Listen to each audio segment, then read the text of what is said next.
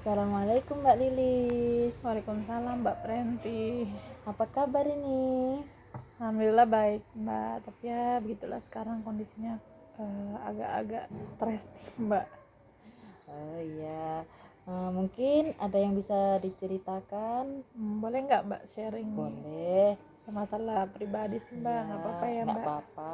Keluarkan aja unek-unek yang ada dalam diri Mbak Lilis. Oh iya, jadi gini Mbak Prenti, saya ini udah kurang lebih setahun. Sebelumnya saya perkenalkan latar belakang pendidikan saya Mbak. Ya. Saya itu alhamdulillah lulusan S2 Magister Hukum. Kemudian sudah setahun ini saya berhenti di perusahaan karena kondisi keuangannya tidak baik-baik saja. Jadi saya di PHK lah Mbak. Nah saya ini beberapa kali pindah lah dari beberapa perusahaan, terakhir di perusahaan ini saya di PHK. Nah kemudian tentu dengan seperti ini kan mengakibatkan kondisi ekonomi tidak baik-baik saja.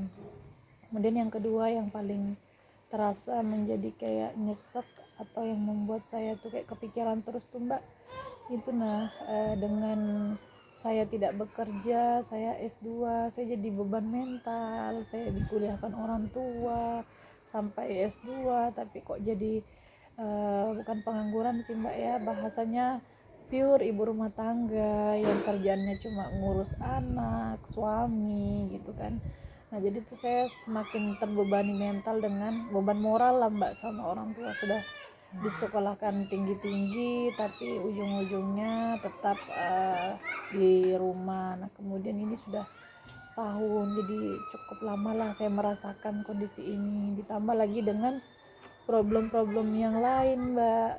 Jadi misalnya contoh kedua problem yang saya alami, hal kedua yang saya alami itu contohnya tuh yang bikin saya nyesek juga atau tertekan atau semakin membuat saya kayak stres berat itu Mbak.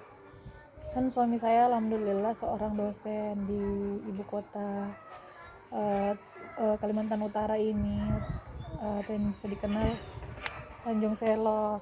Terus kemudian suami saya ini kan biasa Mbak kan kita nih cari penghidupan yang lebih baik, jadi kerjaannya dia tuh ada sampingannya biasanya nih malam. Jadi tentu itu membuat saya semakin kesepian. Kadang di waktu-waktu weekend pun kalau hari kerja sampai sore kerjanya di kampus, kemudian habis maghrib malam lagi dia jalan sampai tengah malam untuk ya cari-cari pekerjaan sampingan itu Mbak. Jadi tentu waktu bersama suami itu berkurang. Sudah saya tertekan dengan kondisi saya yang tadi saya ceritakan awalnya, yang saya S2 tidak punya pekerjaan, kemudian ditambah lagi dengan suami yang sibuk, jadi saya merasa kesepian sekali Mbak. Nah dengan kesepian tersebut itu Mbak, dampaknya tuh banyak gitu. Nah selain pikiran saya yang semakin mumet, semakin nyesek, semakin berat, saya tuh kalau stres tuh Mbak ya, saya tuh tipikal orang yang stres tuh larinya ke makanan, entah itu makanan asin atau makanan atau minuman manis. Nah apalagi kan kalau di dekat-dekat rumah saya itu banyak kafe Mbak, jadi saya tuh sering minum manis hampir tiap malam. Jadi otomatis saya jadi kayak kehidupan saya semakin tidak produktif Mbak. Saya kaum mageran, maksudnya mageran itu saya nggak kerja yang saya biasanya kerja, berkarir, kemudian cuma ngurus rumah. Ketika anak sudah sekolah saya jadinya tidur, kemudian saya merasa kesepian. Kemudian dengan saya kesepian tersebut Mbak, saya lari ke makanan. Nah justru ketika lari ke makanan itu efeknya itu cuma sebentar aja, rasa senang rileksnya itu senang. Kemudian muncullah masalah baru lagi dengan hal tersebut, yaitu saya berat badannya melonjak naik dalam waktu setahun ini hampir 20 kilo Mbak naiknya. Jadi semakin stres lah ya, sudah kayak bertubi-tubi gitu permasalahannya. Nah, jadi ketika saya BB naik ini kan pasti dampaknya ada Mbak, terutama saya jadi insecure Mbak, jadi nggak percaya diri. Kadang ketemu dengan, kan saya merantau nih Mbak, saya merantau, orang tua di Tarakan, saya ketika ketemu dengan orang tua, mertua, saya dibully. Jadi itulah Mbak yang saya bilang, karena saya sering makan manis, minum manis, makan gurih, akhirnya BB saya naik. Nah tentu ini menimbulkan banyak keluhan, saya jadi semakin tidak produktif, mager-mageran gitu dengan berat badan yang naik. Kemudian kepala saya jadi sering sakit ini Mbak.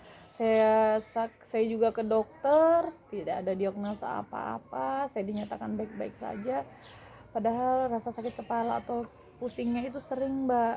Jadi saya mikir, oh dokternya bilang coba dianu dulu, baik-baik aja. Jadi dokternya bilang mungkin ibu ini stres gitu kan. Jadi memang Mbak saya stres. Nah kemudian dampak lainnya itu selain keluhan sakit-sakitan itu, saya tuh jadi kayak bawaannya mau tidur terus Mbak. Kayak namanya stres ya, mungkin orang kan beda-beda. Nah kebetulan saya ini kalau stresnya tuh bawaannya mau tidur, biar saya udah tidur berjam-jam saya tetap ngantuk Mbak, bawaannya tetap mau tidur. Nah jadi semakinlah saya tidak produktif dengan kondisi seperti itu. Saya sakit-sakitan kepala, saya enggak bisa saya ingin tidur yang berlebihan. Nah jadinya, nah dengan kondisi tersebut, dengan naiknya BB juga, saya berdampak sekali di lingkungan sosial saya, terutama ketika saya berkunjung. Kan saya ini di ibu kota nih. Nah kebetulan mertua orang tua itu di Tarakan, jadi ketika ketemu dengan mertua, ipar, sepupu dan lain-lain sebagainya, saya merasa insecure. Kenapa? Karena ketika mereka bertemu sama mereka itu memojokkan dengan, ih kamu gendut banget dibandingkan dengan yang dulu, kamu jelek banget, gitulah. Akhirnya kata-kata itu membuat saya sering menangis, jadinya menutup diri, jadi nggak mau kayak ketika ingin bertemu dengan keluarga, walaupun keluarga terdekat sekalipun, saya jadinya kayak malas gitu lah. Jadi saya menarik diri gitu dari lingkungan sosial, dalam hal menarik diri dari lingkungan keluarga. Jadi itulah Mbak Prenti, permasalahan-masalahan atau keluhan saya. Mohon solusinya atau saran-sarannya biar saya bisa bangkit lah Mbak. Ya, dari cerita Mbak Lilis tadi yang saya tangkap, Mbak Lilis itu lulusan S2 ya Mbak? Iya. Ya, tapi sekarang sedang tidak bekerja ya? Ya, di rumah aja. Ya, kurang lebih 1 tahun ya Mbak ya? Iya Mbak. Dan pernah beberapa kali kerja, dan yang terakhir ini di PHK tapi karena kondisi keuangan perusahaan ya. Terus suami Mbak Lili sangat sibuk karena sebagai dosen dan banyak pekerjaan sampingan lainnya ya. Iya Mbak. Jadi Mbak Lilis di rumah itu kayak merasa kesepian ya, karena suami jarang ada waktu. Iya ya Mbak, untuk benar-benar keluar. sekalian. Dan Mbak Lilis jadi tidak produktif di rumah karena stres tadi ya. Iya. Mbak Lilis melampiaskan stres itu untuk makan terus mau minum minuman manis, bawaannya pengen tidur terus. Dengan semua itu Mbak Lilis jadi sering merasa sakit-sakitan ya, kayak sakit kepala, padahal sama dokter tidak ada diagnosa apa-apa ya. Mbak Lilis sekarang sering dibully gitu karena kondisi fisik Mbak Lilis yang semakin Iya Mbak. Iya. Sangat. Iya, karena banyak juga ya 20 kilo naiknya ya. Iya Mbak. Karena ngeri banget, brutal Iya. Mbak, brutal makannya. Iya, itulah hidup sehat itu perlu ya. Jadi kalau kurang produktif begitu, malas-malasan, stres begitu, imbasnya ke fisik kita juga ya. Iya, betul. Terus Mbak Lilis sekarang masih menutup diri sama orang-orang? Masih Mbak, masih malas. makanya nih Mbak, solusinya apa kira-kira nih Mbak? Masih malas bertemu orang-orang. Pas pulang kampung begitu keluarga juga? Iya Mbak, mertua, ipar-ipar, adik-adik atau orang-orang terdekat, bahkan teman lah, ada beberapa yang sempat ketemu misalnya. Mungkin mereka sekedar bertanya ya, tapi karena kondisi Mbak Lilis stres dan mungkin Mbak Lilis mendengarnya seperti lontaran negatif, padahal cuma pertanyaan ya. Iya, benar. Iya. Terus kalau menurut saya sih Mbak ya, solusi dari saya ini Mbak Lilis alhamdulillah ya cerita pada orang yang tepat, karena di sini rahasia kita jaga ya.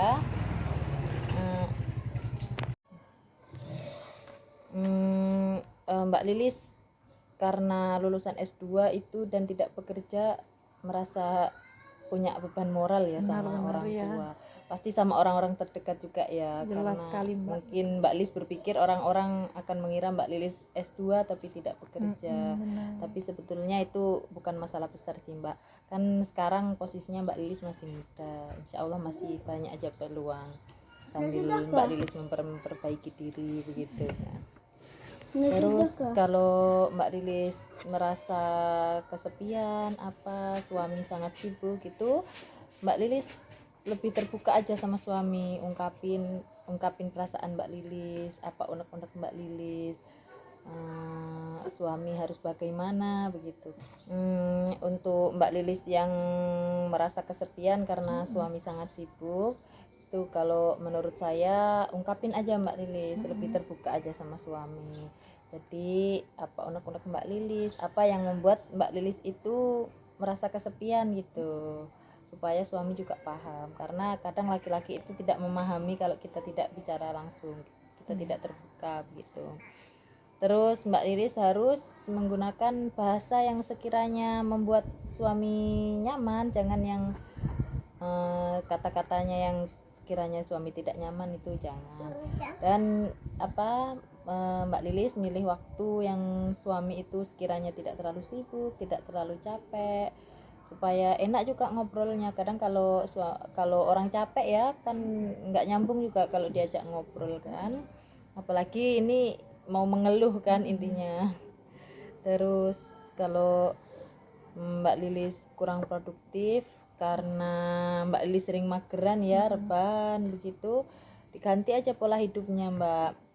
Ini misalnya Mbak Lilis tuh bawaannya pengen baring, pengen tidur terus.